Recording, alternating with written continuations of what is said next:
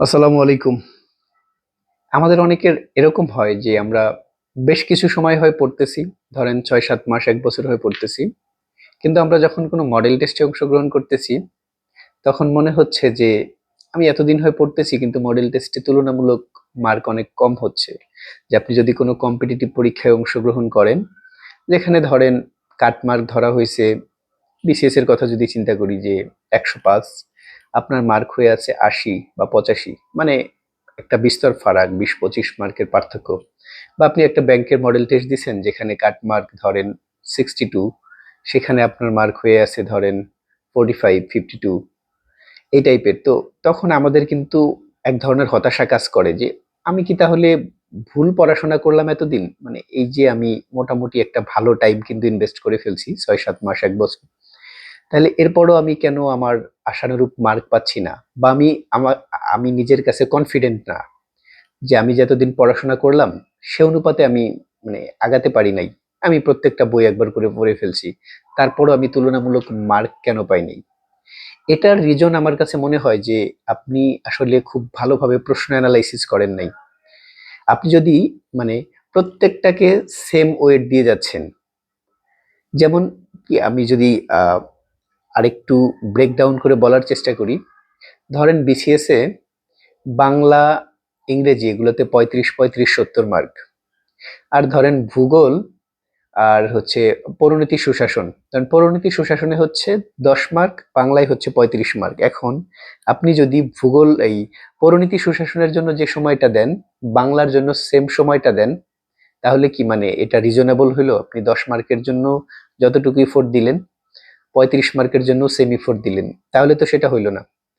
তো দেখা গেছে যে বিষয়গুলো থেকে বেশি প্রশ্ন আসে, ধরেন আমি জিকের কথা যদি বলি, প্রণালী, আহ, বিভিন্ন দেশের মুদ্রা, রাজধানী, তো ধরেন বেশ কিছু গুরুত্বপূর্ণ টপিক আপনি এগুলাও থরলি একবার পড়ে গেছেন। তারপর ধরেন যেগুলা থেকে তুলনামূলক কম প্রশ্ন আসে, ধরেন একদম প্রাচীন সভ্যতা, এই টাইপের কিছু চ্যাপ্টার থাকে যেগুলো থেকে কম্পারেটিভলি কম প্রশ্ন আসছে। এখন আপনি কম প্রশ্ন আসে যেগুলো, সেগুলোও যেভাবে পড়ে গেছেন, যেগুলা থেকে বারবার মানে প্রত্যেকবারই পরীক্ষায় প্রশ্ন আসে, সেগুলো আপনি সেম ভাবে পড়ে গেছেন। তখন প্রবলেমটা হয় কি যে আপনি আসলে মানে যেটা বেশি গুরুত্ব দেওয়া উচিত ছিল সেটা গুরুত্ব দেন নাই।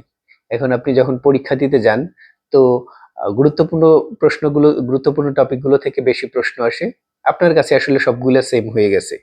আপনার গুরুত্বপূর্ণ টপিক গুলো আরেকটু ভালোভাবে আরেকবার মানে নরমালি তো আপনি সবগুলো পড়ে গেছেন, এখন যেগুলো থেকে বারবার মানে রিপিটেডলি প্রশ্ন আসে ওগুলো আরেকবার রিভিশন দেওয়া উচিত ছিল, যেটা আপনি দেন নাই। তো আপনাদের যাদের এই সমস্যাটা হয় যে আপনি দীর্ঘদিন ধরে পড়ে ফেলছেন, অলরেডি সিলেবাস একবার কভার হয়ে গেছে, তারপরে আপনি মার্ক কম পাচ্ছেন, আপনি কাইন্ডলি আপনার লাস্ট ২-৩টা পরীক্ষার অ্যানালাইসিস করেন। কিভাবে অ্যানালাইসিস করবেন? যে আপনি ধরেন বাংলায় মার্ক কম পাচ্ছেন বা ইংলিশে মার্ক কম পাচ্ছেন। তাহলে আপনি এটা মার্ক করেন যে বাংলার ঠিক কোন জায়গাটায় আপনি মার্ক কম পাচ্ছেন। ২টা ব্রড ক্যাটাগরি, একটা ব্যাকরণ, একটা সাহিত্য। তো আপনি দেখেন যদি সাহিত্যে আপনি কম মার্ক পান, সাহিত্যের কোন অংশটায় আপনি কম পাচ্ছেন? ধরেন প্রাচীন যুগ, মধ্যযুগ, আধুনিক যুগ, কোন অংশটাতে আপনি মার্ক কম পাচ্ছেন? যেটা কম পাচ্ছেন সেটা সুন্দরভাবে বই থেকে আবার রিভিশন দিয়ে নেন। এখন বলতে পারেন অনেকে যে ধরেন আধুনিক যুগ থেকে আমি কম পারতেছি, আধুনিক যুগে তো শত শত রাইটার, তখন সব তো মনে রাখা সম্ভব না। হ্যাঁ, সব মনে রাখা সম্ভব না, আপনি কিন্তু একবার গো থ্রু করে গেছেন। এখন নেক্সট টাইম পড়ার সময় আপনি গুরুত্বপূর্ণ লেখক যেমন ধরেন কাজী নজরুল, আহ বঙ্কিমচন্দ্র, রবীন্দ্রনাথ ঠাকুর, বিভূতিভূষণ, এই টাইপের কিছু গুরুত্বপূর্ণ রাইটার যাদের থেকে বারবার কোশ্চেন আসতেছে, তাদেরকে আপনি বারবার এই ভালোভাবে কয়েকবার রিভিশন দেন, দিয়ে আবার পরীক্ষা দেন। দেখবেন আপনি আপনার যে গ্যাপটা, বাংলায় যে এক্সপেক্টেড মার্ক ধরেন ৩৫-এ আপনি টার্গেট করে রাখছেন যে ২৫ পাবেন, আপনি পাইতেন ১৫-১৬, তো দেখেন আপনি ওই মার্কটা পেয়ে যাবেন আপনি ২-৩ বার রিভিশন দিয়ে পরীক্ষা দিলে। সেম ভাবে ইংলিশে দেখেন কোথায় কম পাচ্ছেন, আপনি প্রিপজিশনে কম পাচ্ছেন না, ভোকাবুলারি কোথায় কম পাচ্ছেন, তো ওই পার্টটা পড়ে ফেলেন, ওই পার্টটা আরো ২-৩ বার পড়েন। অ্যাটলিস্ট ওইখানকার বিগত বছরের প্রশ্নগুলো পড়ে আপনি আবার পরীক্ষা দেন, দেখেন নেক্সট টাইম আপনি ভালো করবেন। সো যাদের ক্ষেত্রে এরকম হচ্ছে যে আপনি একটা লং টাইম পড়াশোনা করার পর সিলেবাস মোটামুটি শেষ বা শেষ করে ফেলার পরও আপনার এক্সপেক্টেড মার্ক পাচ্ছেন না, আপনি কনফিডেন্ট না, কোনো একটা প্রশ্ন দেখলে মনে হচ্ছে নতুন, তো তাদের ক্ষেত্রে বলবো যে আপনারা গুরুত্বপূর্ণ টপিকগুলো গুরুত্বপূর্ণ টপিক বলতে প্রশ্ন অ্যানালাইসিস করেন, বিগত ৫-৭ বছরের প্রশ্ন দেখেন, বিসিএস ব্যাংকের প্রশ্নগুলো দেখেন, দেখে যে টপিকগুলো থেকে রিপিটেটিভ কোশ্চেন আসছে ওই টপিকগুলো আপনি খুব সুন্দরভাবে আবার রিভিশন দিয়ে পরীক্ষা দেন। আশা করি আপনার এক্সপেক্টেড মার্ক পাবেন। আর আরেকটা জিনিস, যে আপনি যখন পরীক্ষা দিবেন, পরীক্ষা দিয়ে পরের দিন যে ভুলগুলো হবে, যেগুলো আপনি দাগাতে পারবেন না, ফাঁকা রাখবেন, তো সেই জিনিসগুলো পরের দিন উত্তর হচ্ছে ব্যাখ্যা সহ পড়বেন। ব্যাখ্যা সহ পড়লে হয় কি, যেমন ধরেন সিম্পল একটা উদাহরণ দিই, যে আপনার আসছে একটা প্রশ্ন যে জলটি কোন দেশের মুদ্রা।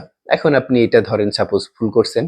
এখন ওইখানে পরের দিন আপনি যখন সলভ দেখতেছেন যে আপনি এটা ভুল করছিলেন, তো সলভে ধরেন আরো ১০-১৫টা গুরুত্বপূর্ণ দেশের মুদ্রার নাম দেয়া আছে। তো ওইটা যদি আপনি দেখে যান, তো এরপর যখন আপনি পরীক্ষা দিবেন দেখবেন যে এই যে ব্যাখ্যার মধ্যে যে জিনিসগুলো ছিল ওই জিনিসগুলো থেকে কোশ্চেন আসছে।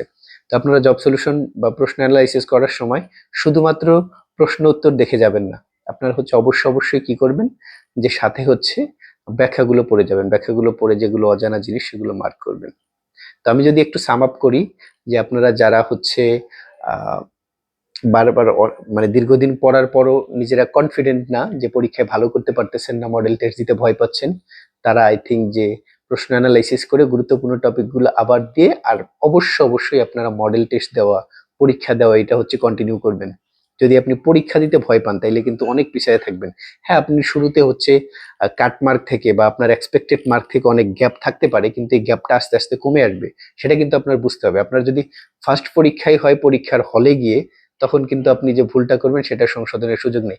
এখন আপনি ভুল করেন, এখন আপনি মার্ক কম পান, আপনার তো শুধরানোর সুযোগ আছে।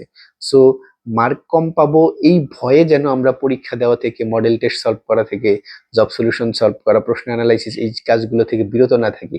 আমরা যাতে শুধু থরলি বারবার পড়ে না যাই।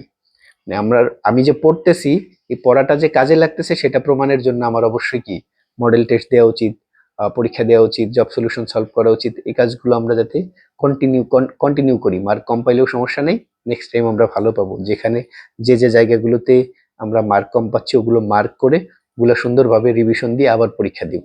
আবার হয়তো ওই জায়গাটা ক্লিয়ার হবে, অন্য একটা সাবজেক্টে হয়তো আমাদের দুর্বলতা বের হবে, তো সেটা আমরা আবার পড়ে আবার পরীক্ষা দিব। কিন্তু আমরা পরীক্ষা দেওয়া, মডেল টেস্ট সলভ করা এগুলা থেকে বের হবো না। এগুলো অবশ্যই কন্টিনিউ করব। তাইলে আমাদের এই যে ছোটখাটো ঘাটতিগুলো ইনশাল্লাহ পূরণ হয়ে যাবে।